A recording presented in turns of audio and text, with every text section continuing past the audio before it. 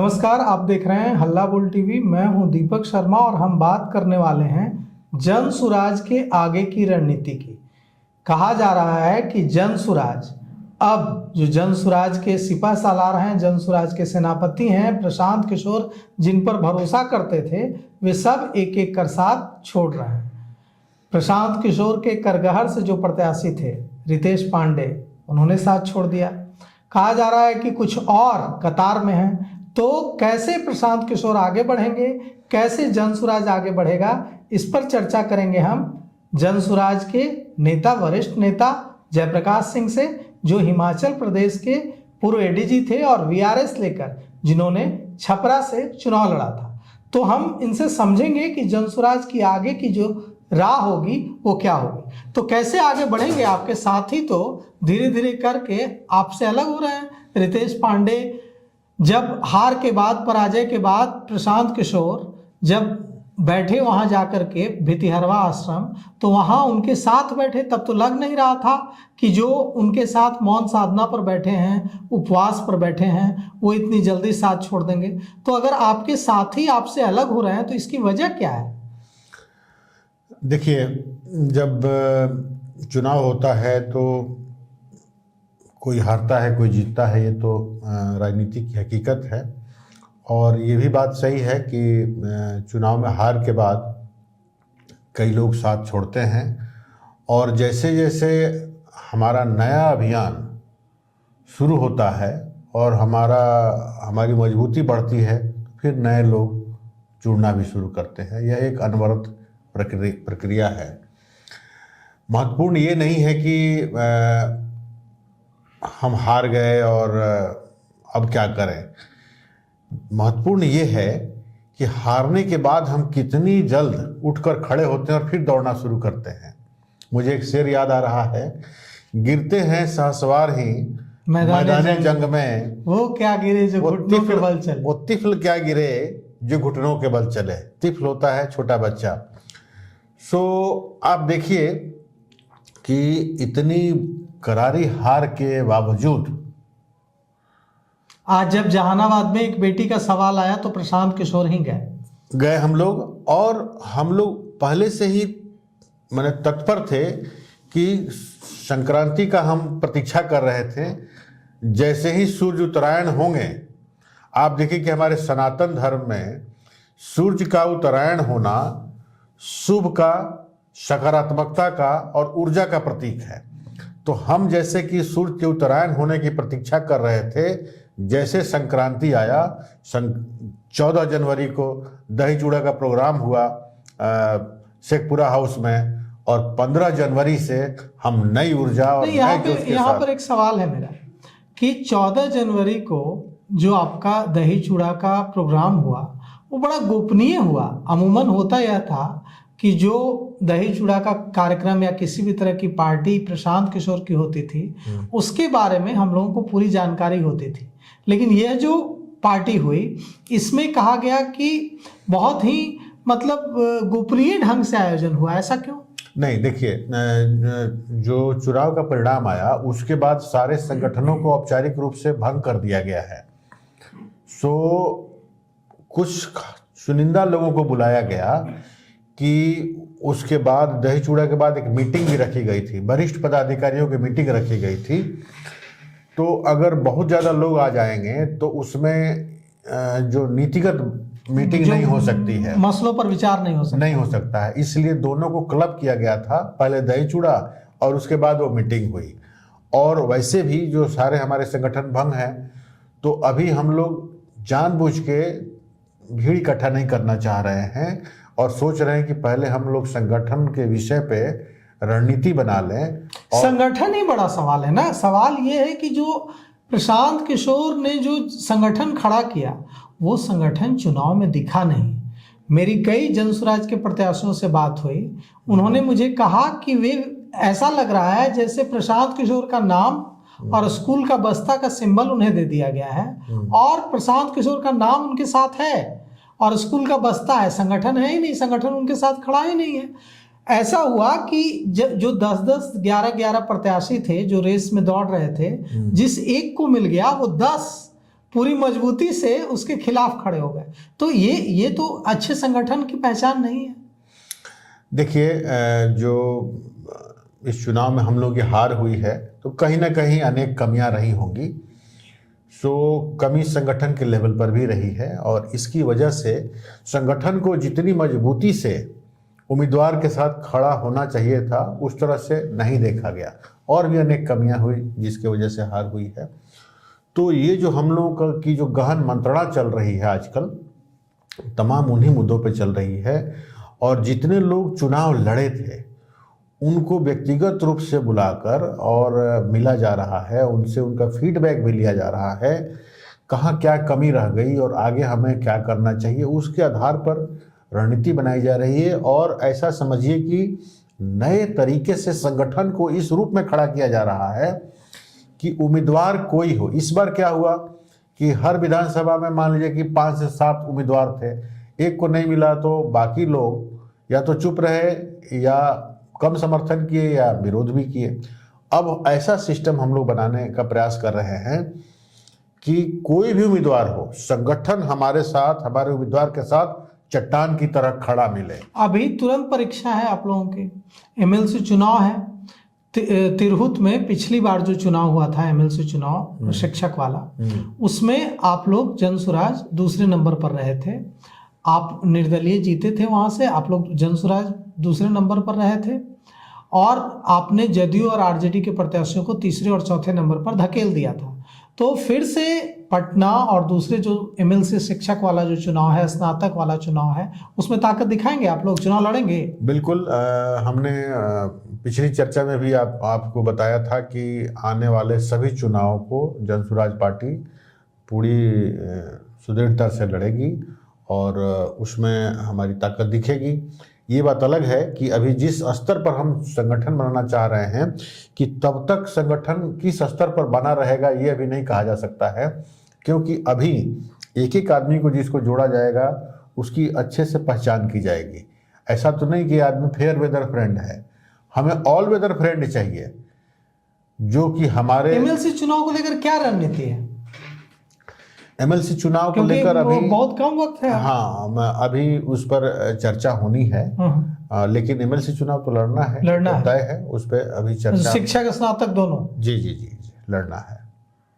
तो क्या उस मतलब कैसे, कितनी ताकत लगाएंगे उसमें? क्योंकि वो जो है चुनाव, अब वो चुनाव भी बड़ा चुनाव होता है, उसमें भी पहले से वोटर लिस्ट बनता है, जो स्नातक वाला जो चुनाव होता है उसमें, तो उसको लेकर तैयारी तो अब शुरू करनी होगी। बिल्कुल बिल्कुल, उस तैयारी में हम लोग लगेंगे। और अभी चूंकि संक्रांति की वजह से हम लोग वेट कर रहे थे, अब प्रशांत जी आ गए हैं और रोज़ कई मीटिंगें हो रही है और उसमें 1-2 दिन में वो भी रिफ्लेक्ट होगा और उस पर भी रणनीति बनाई जाएगी। उसके लिए प्रत्याशियों का चयन कैसे होगा?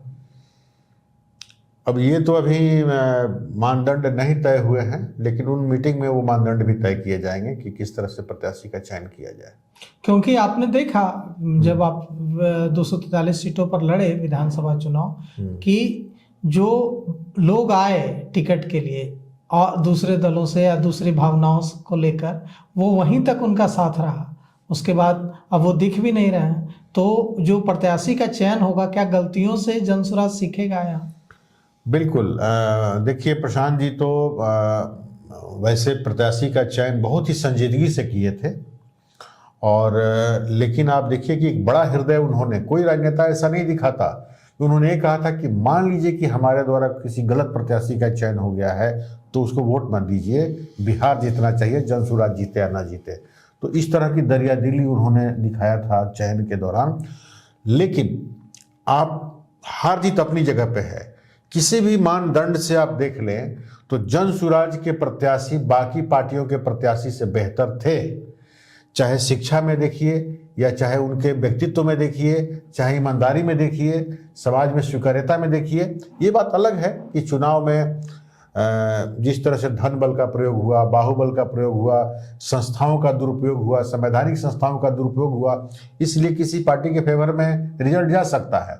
लेकिन बिहार के किसी आदमी से पूछिएगा। मुझे बिहार के डीजीपी रहे एक आईपीएस अधिकारी ने बताया कि प्रशांत किशोर के कई प्रत्याशियों को सत्ताधारी पार्टियों की ओर से सीधे सीधे कॉल करके चुनाव में धमकी दी गई कि अगर आप पूरी ताकत से लड़ेंगे तो आपके खिलाफ कई तरह की चुनाव के बाद हम चीज़ें करेंगे।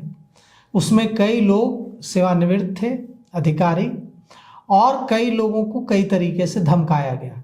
इस तरह की चीज़ें होने का आपके संज्ञान में है? देखिए, नॉमिनेशन के दौरान ही हमारे 3 प्रत्याशियों की तो पोचिंग की गई। लोग नॉमिनेशन किए थे एंड उनको फोर्स किया गया अपना नॉमिनेशन विड्रॉ करने के लिए, तो 3 सीट तो हमारा वैसे ही चला गया। और इसी तरह की अनेक बातें सुनने को आई कि जो प्रत्याशी बचे उनमें से कईयों को डराया धमकाया गया और उनको कहा गया कि अब विड्रॉ तो नहीं कर सकते हो, बट अपने प्रचार प्रसार को कम कर दो और निष्क्रिय हो जाओ। हाँ, और भीतर भीतर कोशिश करो कि हमारे पार्टी को, दूसरी पार्टी को सपोर्ट करें। तो ऐसी अनेक चीजें सुनने में आई। आपको कोई कॉल आया इसके लिए कि आप भी निष्क्रिय हो जाइए? कोशिश की गई डराने की? नहीं, देखिए, हमको एक आदमी ने कहा कि आप पर भी प्रयास हो सकता है, आपको तोड़ने का प्रयास हो सकता है। तो मैं तो अपनी तरफ से बिल्कुल निश्चिंत था कि मुझे तोड़ा नहीं जा सकता।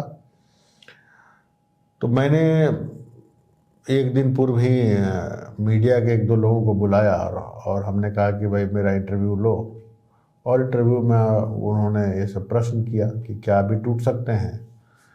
तो मैंने कहा कि जिस तरह से कल सूरज का उगना निश्चित है, उसी तरह से मेरा चुनाव लड़ना निश्चित है, मुझे कोई तोड़ नहीं सकता।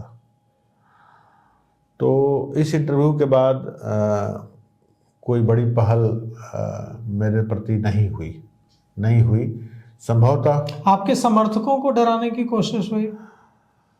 समर्थकों को डराने की तो नहीं, लेकिन खरीदने की कोशिश तो हुई और उनको खरीदा भी गया। अनेक लोग, अनेक मुखिया, सरपंच, जिला पार्षद जो हमारे साथ होते थे, हमारे साथ प्रचार प्रसार में भी थे, वो लोग मेरा ही फोन उठाना बंद कर दिए। बड़ा आश्चर्य हुआ मुझे। तो उनको खरीदने का तो प्रयास हुआ भी और उसमें वो लोग सफल भी रहे। देखिए सर, जब चुनाव होगा ना तो सब तरह के लिए आपको तैयार होना होगा। आपके खिलाफ धनबल का भी प्रयोग होगा, आपके खिलाफ बाहुबल का भी प्रयोग होगा। तो क्या आपको नहीं लगता है कि जिस तरह से, जिस मजबूती से आपको सामना करना था, आपको मतलब आपको नहीं, आपकी पार्टी को, वहां आप चूके हैं? क्योंकि जो जिसके खिलाफ आप लड़ने जा रहे हैं वो तो तमाम हथकंडे अपनाएगा ना। देखिए, ऐसा है कि युद्ध के भी कुछ नियम होते हैं। अगर हम जाएं, युद्ध का पहला नियम होता है कि कोई नियम ना हो। युद्ध का जो नियम होता है, इसी में पृथ्वीराज चौहान युद्ध के नियमों का पालन करते हुए ही इतने ताकतवर होने के बावजूद हार गए थे गोरी से। तो युद्ध का पहला नियम वहीं से सीखना चाहिए था कि युद्ध का पहला नियम होता है किसी भी तरीके से जीतना। युद्ध का पहला नियम, इसी में तो पृथ्वीराज चौहान की हार हुई कि उनको लगता था कि रात हो गई, सूर्यास्त हो गया, सूर्यास्त के बाद अब जो है गोरी हमला नहीं करेगा। तो युद्ध का वहीं से तो पता चला कि युद्ध का पहला नियम है कि कोई नियम नहीं होता। देखिए, हम लोग माइथोलॉजी में जाए तो हम लोग भगवान राम के उपासक हैं, वो उनको मानते हैं। और भगवान राम ने युद्ध को नियम से लड़ा। और एक बार लक्ष्मण जी मेघनाद के खिलाफ ब्रह्मास्त्र का प्रयोग करके मारना चाहते थे, तो राम जी ने उनको रोका था और मेघनाद ने उसी अस्त्र का प्रयोग करके लक्ष्मण जी को पर शक्ति बाण चलाया था। और भगवान राम कहते हैं रावण को कि हमारे यहाँ युद्ध का भी नियम होता है, और रावण कहता है कि हमारे यहाँ युद्ध का कोई नियम नहीं है। महाभारत काल में अगर जाइए तो जब दोनों सेनापतियों की दोनों तरफ से बैठक होती है, तो भीष्म पितामह कहते हैं कि युद्ध का एक ही नियम होता है कि रथी से रथी लड़े, अतिरथी से अतिरथी और महारथी से महारथी लड़े। कई योद्धा मिलके एक योद्धा के साथ नहीं लड़े, और योद्धा हथियार रख दे उससे नहीं लड़े। सूर्योदय के साथ शुरू हुआ युद्ध और सूर्यास्त तक खत्म हो जाए। इस तरह के अनेक नियम बनाए गए थे, जो कि युद्ध के शुरुआत में जिसका पालन हुआ।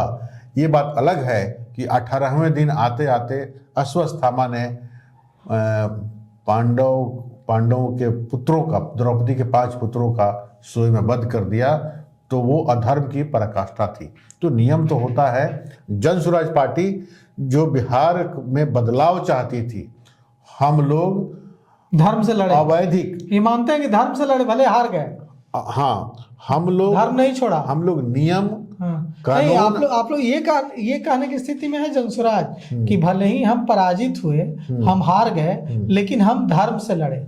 बिल्कुल, हम जो भी नियम कानून है सरकार के, उस नियम के अनुसार भी लड़े, हम नैतिकतापूर्ण लड़ाई लड़े, धार्मिक रूप से लड़ाई लड़े, हम संविधान या चुनाव आयोग द्वारा निर्धारित किसी भी मर्यादा का उल्लंघन नहीं किए।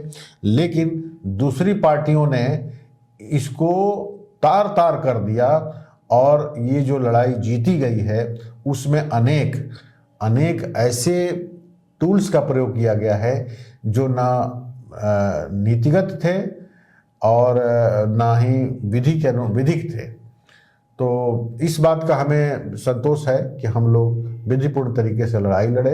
ये बात सही है कि हम लोग की हार हुई है, लेकिन ये हार परमानेंट नहीं है। बिल्कुल परमानेंट नहीं है। अभी देखिए, सितंबर अक्टूबर में बिहार में पंचायत चुनाव भी होने जा रहा है, उसमें आप लोग की क्या भूमिका होगी, जनसुराज की क्या भूमिका होगी?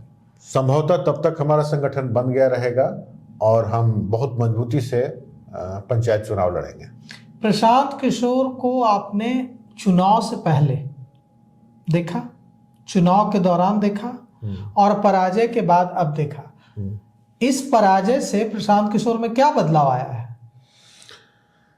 देखिए, मैं तो जब से प्रशांत जी चंपारण से चले और उनके उस पदयात्रा को मैं दांडी मार्च के रूप में देखना शुरू किया, इस चुनाव में भी मुझे उम्मीद थी कि हम लोग अगर सरकार नहीं भी बना पाएंगे तो सम्मानजनक हमारी स्थिति रहेगी, लेकिन स्थिति जो है अनुकूल नहीं रही, प्रतिकूल हुई। इसके बावजूद देखिए, हारने के बाद अपनी हार को स्वीकार करने के लिए भी बहुत दिलेरी चाहिए, जो कि प्रशांत किशोर जी ने दिखाया। लोग यूरोप भाग जाते हैं और महीनों तक दिखाई नहीं देते। प्रशांत जी ने मीडिया का सामना किया, लोगों का सामना किया, कबूल किया। एक ट्रू लीडर हार को भी कबूल करना, जिस व्यक्ति ने अपनी करोड़ों की कमाई को झोंक दिया हो, पिछले 2-3 साल से पैदल चल रहा हो, जाड़ा गर्मी बरसात में, कीचड़ में, धूप में, छाँव में, हार बहुत बड़ी बात होती है और उसको कबूल किया उन्होंने। ये ट्रू लीडर का कैरेक्टरिस्टिक्स है। तो प्रशांत जी को मैंने देखा है कि इतने कठिन और विकट समय में भी चेहरे पे वो सिकन नहीं देखा। कहे, हमसे जब बात हुई तो कहे कि कहीं ना कहीं हम लोग अपनी बातों को आम वोटर तक पहुंचाने में असफल रहे हैं। दोष अपने पे लेना साधारण बात है क्या? नहीं, तो प्रशांत किशोर ने कुछ नहीं सीखा इस पराजय से, ये तो बड़ा सवाल है। नहीं, पराजय से सीखा। क्या सीखा? तो क्या बदलाव लाया? क्या प्रशांत किशोर में नया क्या दिख रहा है आपको, जो उन्होंने सीखा, जो पराजय से उनके अंदर नई चीज आपको दिख रही है? अगर नहीं कोई पराजय से सीख रहा है तो ये भी अच्छा नहीं है। नहीं, एकदम सीख रहे हैं। हम लोग सभी सीख रहे हैं। कई चीजें हम लोग सीख रहे हैं, जैसे कि यही सवाल है जब संगठन बनाया था तो नई पार्टी बनी थी, तो लोग आते गए और जुड़ते गए। हमारे पास समय का भी अभाव था और वो मैकेनिज्म नहीं था कि हर आदमी के बारे में हम पता करें कि हमारे साथ लड़ाई में ये किस हद तक चलेगा। अब हमारे पास समय है, अब हर व्यक्ति को हम लोग परखेंगे कि हमारे योग्य है भी कि नहीं। तो ये सारी हम लोग मतलब ले रहे हैं। अगर लर्निंग की बात करें, इसकी बात करें कि क्या लर्निंग है, वो तो लर्निंग ये है कि अब पहले जो आ रहे थे आप उनको संगठन में ले रहे थे, अब संगठन में लेने के पहले आप ये देखेंगे कि वो संगठन में लेने के योग्य हैं कि नहीं। बिल्कुल, ये लर्निंग, एक परख, ये टेक अवे है। हम लोग लेंगे कि हम क्या करें। इसके बाद जो हमारे उम्मीदवार हैं, इसमें अधिकांश लोग बहुत ही ईमानदारी से चुनाव लड़े हैं। तो कुछ लोग हथियार रख दिए थे, चाहे लोभ में या दबाव में हथियार रख दिए थे डर से, तो हम लोग उसको भी देखेंगे। तो जिन लोगों ने बहुत ही संजीदगी से, बहुत ही मजबूती से लड़ाई लड़ा है, प्रयास रहेगा कि दोबारा उनको मौका दिया जाए और जो कमी रह गई हो अपने स्तर पर सुधारें और पार्टी स्तर पर जो कमी रह गई है पार्टी अपने स्तर पर सुधारे। तो अनेक स्टेज पे पहले तो हम लोग क्या क्या कमियां हैं हर उम्मीदवार से फीडबैक लिया जा रहा है और उसके आधार पर जो ब्रॉड हमारी कमियां हैं ओवरऑल उसको हम निकाल रहे हैं और एक एक के हम लोग सुधार करेंगे, निस्तारण करेंगे, जिससे कि जो नई व्यवस्था बने तो इस बार से भी बेहतर हम उम्मीदवार दें और उम्मीदवार और संगठन में इतना तालमेल हो कि दोनों मिलकर एक विनिंग कॉम्बिनेशन बनाए। देखिए, प्रशांत किशोर की जो लिस्ट थी प्रत्याशियों की, उसमें कई रिटायर्ड IAS IPS ऑफिसर्स थे, लेकिन जहाँ तक मुझे याद है कि जिसकी 2 साल नौकरी बची हो और जो VRS लेकर आया हो, ऐसा आप इकलौते थे जो नौकरी IPS की नौकरी छोड़कर, वो भी 2-4 महीने नहीं कि हाँ ठीक है 2-4 महीने बाद तो यूं ही रिटायर होना है तो फिर क्या है, 2 साल से ज़्यादा, मुझे जहाँ तक याद है आपसे जब बात हुई थी उस दौरान 2 साल से ज़्यादा आपकी नौकरी बची थी। आप आए, आप चुनाव लड़े, आपकी पराजय हुई। आपको अफसोस नहीं होता है कि अगर नौकरी नहीं छोड़ते तो ADG साहब होते हिमाचल में, DGP बन सकते थे, DGP बन जाते तो कार्यकाल और बढ़ जाता, सेवा विस्तार बढ़ जाता, नौकरी भी बढ़ जाती। अफसोस नहीं होता है कभी कभी जब रात में सोने जाते हैं तब? देखिए, आपने जो पॉइंट बोला मैं छोड़ने से पहले ही इस पर सोचा था। जब जा रहे हैं, जब जंग में आप जाते हैं तो 2 ही चीज़ होता है, आप जीतते हो या वीर गति को प्राप्त होते हो। उसी तरह से चुनाव में आप जाते हैं तो जीतते हैं या हारते हैं। जीतने की भी संभावना है और हारने की संभावना, दोनों के लिए तैयार रहना चाहिए। हम दोनों के लिए तैयार थे। मुझे इस बात का संतोष है कि जब बिहार बदलाव के लिए करवट ले रहा था उस प्रोसेस का मैं हिस्सा बनना चाह रहा था। इसमें हार जीत मेरे लिए मायने नहीं रखता था। जब मैं आके ज्वाइन किया था तो मेरे से अनेक अटपटे सवाल पूछे गए कि क्या चुनाव में के बाद आप टिकेंगे या आप चले जाएंगे, वापस दिल्ली चले जाएंगे। देखिए, चुनाव बीत चुका है, नवंबर में चुनाव का परिणाम आ गया है और 2 महीने से ज़्यादा हो गया, मैं टिका हूँ ना। तो हर आदमी एक ही मिट्टी का नहीं बना होता है, हम दूसरी मिट्टी के बने हैं। हम जन सुराज के लिए नौकरी छोड़ के आए हैं, जन सुराज में हैं, जन सुराज में ही रहेंगे, क्योंकि हम भी प्रशांत किशोर जी की तरह बिहार को एक विकसित राज्य के रूप में देखने का स्वप्न संजोए हैं। जब मैं 75-80 साल का होऊंगा तो इस बात से मैं अपनी सफलता नहीं आंकूंगा कि मैं MLA बना कि नहीं, MP बना कि नहीं, मिनिस्टर बना कि नहीं। इस बात से मैं अपनी सफलता आंकूंगा कि इस प्रोसेस में मैं भाग लिया। परिणाम तो ईश्वर के हाथ में होता है। मैंने पूरी शिद्दत से और ईमानदारी से अपनी मातृभूमि के लिए अपने कई वर्ष खपाए हैं।